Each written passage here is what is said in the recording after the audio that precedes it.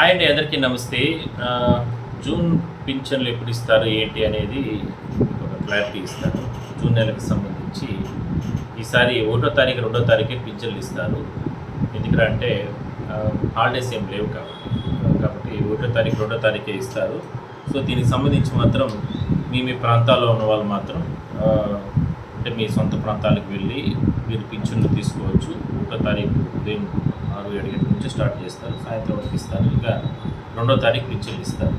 So పింఛన్లకు సంబంధించి మాత్రం ఎక్కడ కూడా మిస్ చేసుకోపాకండి. ఎందుకంటే ఆ పింఛన్ల పైన చాలామంది ఆధారపడి ఉంటారు. పింఛన్ లేనిది ఆ నెలంతా కూడా వాళ్ళు అంటే హాస్పిటల్స్ కానీ ఇలాంటి మందులు కొనుక్కోవడం కానీ ట్యాబ్లెట్స్ కావచ్చు, అంటే రకరకాల షుగర్ పేషెంట్స్ ఉంటారు, హార్ట్ పేషెంట్స్ ఉంటారు, ఇట్లా రకరకాలుగా ఎంతోమందికి ఆ పింఛన్ ఇప్పుడు ఇవాళ ఆదుకుంటుంది ప్రభుత్వం ఇచ్చే పింఛన్లకు సంబంధించి. సో అదొకటి మీరు నోట్ చేసుకోవచ్చు. 1వ తారీఖు 2వ తారీఖు మాత్రమే అంటే ఈ జూన్ నెలకు సంబంధించి పింఛన్లు అనేది ఇస్తారు. సో ఇదొకటి. మళ్ళీ నెక్స్ట్ వచ్చి నెక్స్ట్ ఏంటి, ఈ 1వ తారీఖునే కొత్తగా 895 మందికి కొత్తగా కూడా పింఛన్లు ఇవ్వబోతున్నారు. ఎవరైతే ఈ దీర్ఘకాలిక వ్యాధిగ్రస్తులు ఎవరైతే ఉంటారో, డయాలసిస్ పేషెంట్స్, కిడ్నీ రోగులకు సంబంధించి, లివర్ ఇట్లా మెడికల్కి సంబంధించి చాలా ఇబ్బందులు ఉన్న పేషెంట్స్ చాలా రోజుల నుంచి వీళ్ళకు దాదాపు 1400 మంది పైగా కూడా దరఖాస్తు చేసుకుని ఉన్నారు. వాళ్ళలో కొంతమందికి అంటే వీళ్ళందరూ కూడా అర్హులైన వారు కాబట్టి వాళ్ళకందరికీ కూడా 895 మందికి కొత్త వారికి పింఛన్లు అనేది యాడ్ చేస్తున్నారంట. సో అదొకటి. నెక్స్ట్ వచ్చి ఆల్రెడీ మనం ఇంతకుముందు కొన్ని వీడియోస్లో మనం డిస్కస్ చేస్తాం. పింఛన్లకు సంబంధించి ఈ నెల అంటే నెక్స్ట్ మంత్ 12వ తారీఖు నుంచి కూడా కొత్త వారికి అందరికీ కూడా అవకాశం కల్పిస్తున్నారంటూ కూడా మనం మాట్లాడుకోవడం జరిగింది.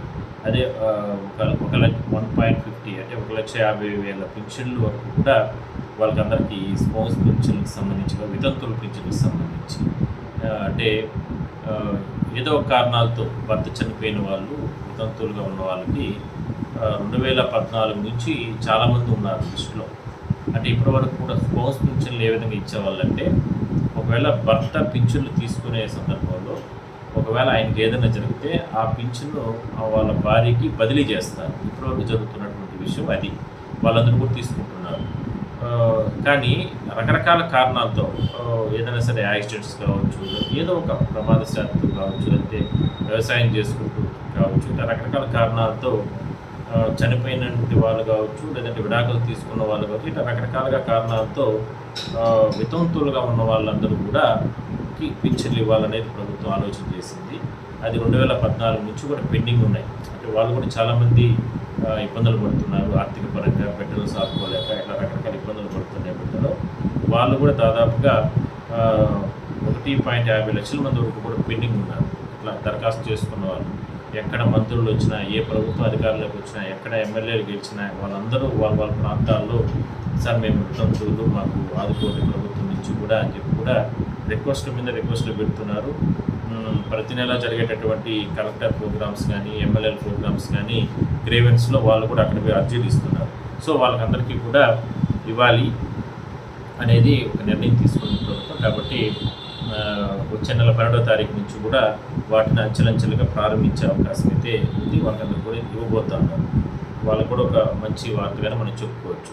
నెక్స్ట్ ఏరా అంటే పింఛన్లకు సంబంధించి ఈ ఎందుకంటే 50 ఏళ్ళకు సంబంధించి 50 ఏళ్ళు దాటిన వాళ్ళకి పింఛన్లు ఇస్తారని చెప్పి గతంలో మేనిఫెస్టోలో పెట్టడం జరిగింది. ఎవరైతే ఎస్సీ ఎస్టీలు కావచ్చు, ఇట్లా బీసీలకు ఇట్లా కొన్ని వర్గాలకు సంబంధించి 50 ఏళ్ళు నిండిన వాళ్ళకందరికీ కూడా పింఛన్లు ఇస్తామంటూ కూడా గతంలో కూటమి ప్రభుత్వం చెప్పింది. సో దాన్ని కూడా అమలు చేయడానికి ప్రభుత్వం అయితే ఒక నిర్ణయం చాలా కఠినంగా తీసుకోవడం జరిగింది. నిర్ణయం అయితే చేయబోతున్నారు. ఇంకా 60 ఏళ్ళకు పింఛన్లకు సంబంధించి కూడా ఎవరైతే మిగిలిన అగ్రవర్ణాలు కావచ్చు, ఇట్లా ఎవరైనా సరే 60 ఏళ్ళకు సంబంధించి పింఛన్లు కూడా ఇవ్వబోతున్నారు. సో మొత్తం మీద అయితే వచ్చే నెల 12వ తారీఖు నుంచి మాత్రం పింఛన్ల పైన చాలా క్లారిటీగా ఉంది ప్రభుత్వం.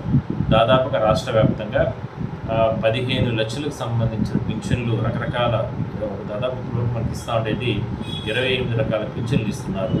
సో ఇట్లా వివిధ విభాగాల్లో అంటే రకరకాల డిఫరెంట్గా సో వాళ్ళకందరికీ కూడా 12వ తారీఖు నుంచి కూడా ఇది అమలు చేసే అవకాశం అయితే ఉంది.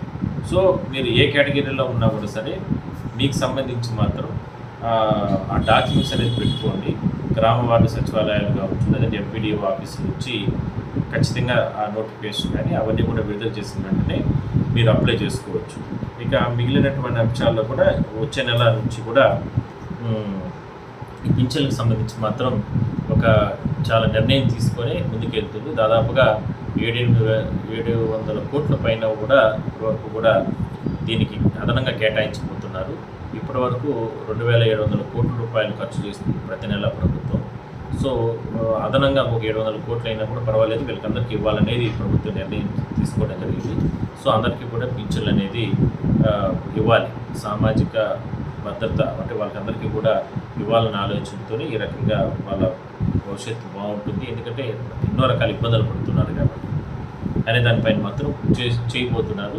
సో అందరికీ ఆల్ ద బెస్ట్. కొత్త పింఛన్లు తీసుకునే వాళ్ళకి అందరికీ కూడా అదేవిధంగానే కొత్త పింఛన్లు దరఖాస్తు చేసుకుని తర్వాత తీసుకునే వాళ్ళకు కూడా మంచి జరగాలని చెప్పి మనం కోరుకున్నాం.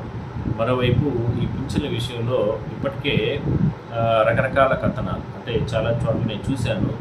లోకల్ బాడీస్ ఎలక్షన్స్ వస్తున్నాయి, అందువల్లనే ఇప్పుడు పింఛన్లు ప్రభుత్వం ముందుకు తీసుకొస్తుంది రకరకాలుగా అని చెప్పారు.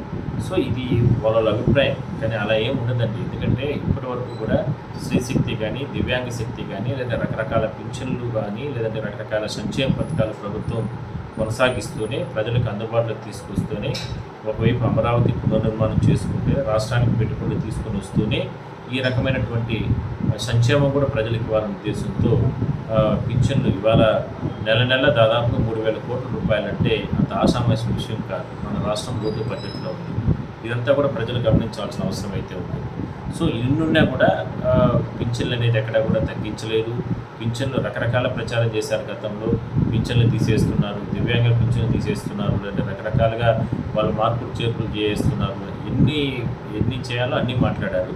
సో మన దాని గురించి నేనేదైనా సరే ఎక్కువ డిస్కషన్ చేస్తే అది వేరే విధంగా అర్థం చేసుకుంటారు. సో దయచేసి ప్రభుత్వం ఎప్పుడు కూడా అలా చేయదు. దానిపైన మాత్రం మీరు ఆలోచన చేయండి. ఎవరికి కూడా పింఛన్లు ఇప్పుడు వరకు తీసిన పరిస్థితులు లేవు. సో అందరికీ మెయిన్ ఒకటే, పేదలకు మంచి జరగాలనేది ప్రభుత్వ ఆలోచన. ఆ రకంగానే ప్రభుత్వం ముందుకెళ్తుంది.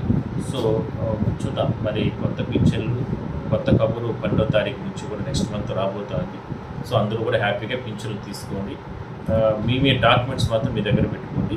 సో జూన్ నెల పింఛన్లు తీసుకునే వాళ్ళు మాత్రం 1వ తారీఖు 2వ తారీఖు మాత్రమే పింఛన్లు ఇస్తారు.